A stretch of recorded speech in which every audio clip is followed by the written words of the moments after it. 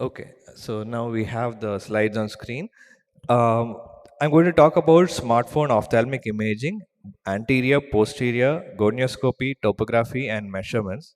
So let's just see some financial disclosures. Right now, I don't have any paid imaging software, but I do have some software which I made, uploaded on the Play Store. Firstly, let's see why we should click photographs. It is for documentation. Even if you see and draw, it never comes exactly as you see. And the picture gives you objective documentation of whatever you have seen. It can be given for expert opinion or for teleophthalmology as well. It helps you to monitor progression and regression of lesions such as corneal ulcers, abrasions, and all these corneal and conjunctival lesions. Patients can be shown the photographs of their lesions, and this, I assure you, improves the doctor patient rapport. The patient's adherence to treatment is a very highly motivated by them seeing their disease on a photograph. If you just tell them, they are not always convinced. There can also be software which is used to measure the area of lesions. So why smartphone? Because the best camera is the one that is always with you. It doesn't matter that you have a high-end slit lamp imaging device in another room. It doesn't matter that you have the best fundus camera locked up in the other room. It doesn't matter that you have all the imaging devices if you're not using them. So the camera in your pocket, you can just take it, click and finish. You don't have to waste any time. And of course, it is portable. You can do a quick review, editing, you can share it, you can back it up online, and obviously it is affordable. You can do gonioscopy photographs such as this. If you see here, these are all images which are taken with gonioscopy images taken with a smartphone OnePlus 3T, several generations old. And you can see the optic disc, and you can see nerve fiber layer. You can take images of the anterior chamber angle. You can check for you can take videos of the Goldman applanation tonometry. You can see the ostium, you can see the PI. Everything is clearly visible if you use a good smartphone. And sorry, yeah, so you can see the PI, you can see the ostium, and you can document it. That is very important. And in cornea, if you use you can take so many images in diffuse illuminations and slit imaging. You can show the pigments on the back of the endothelium. Retro illumination gives you beautiful pictures. This is actually some pseudo exfoliation, but you can see also pigments on the back of endothelium. You can do fluorescent staining and document that. So suppose you have a patient with some corneal aberration, you take a photograph, give it to the patient themselves. They will definitely come back for a follow-up, and they'll come back to you for everything also.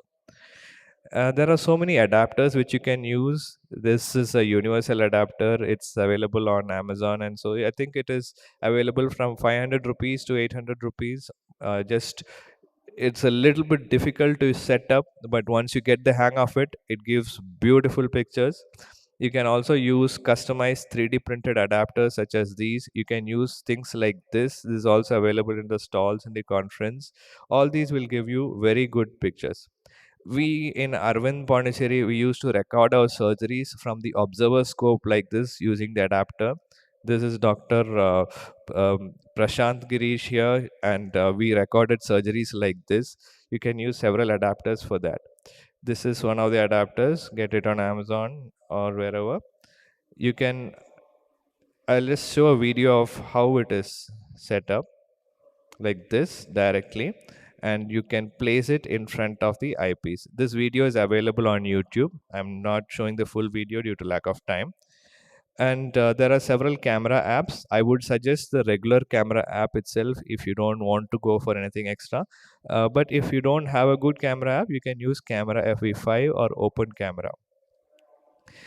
Make sure these are the settings. Keep the flash off for anterior segment photography. Make sure HDR is off, AI is off, portrait mode and beautification mode, all those please turn it off.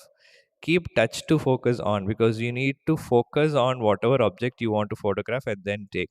Metering mode, it's usually on touch, so don't have to worry about that unless you know where to look for it. Zoom in a little bit so that the circle of the slit lamp is not seen. You just need the picture, and make sure the light is comfortable. Room lights, turn it off, otherwise there'll be some reflections here. Not much, but there will be some.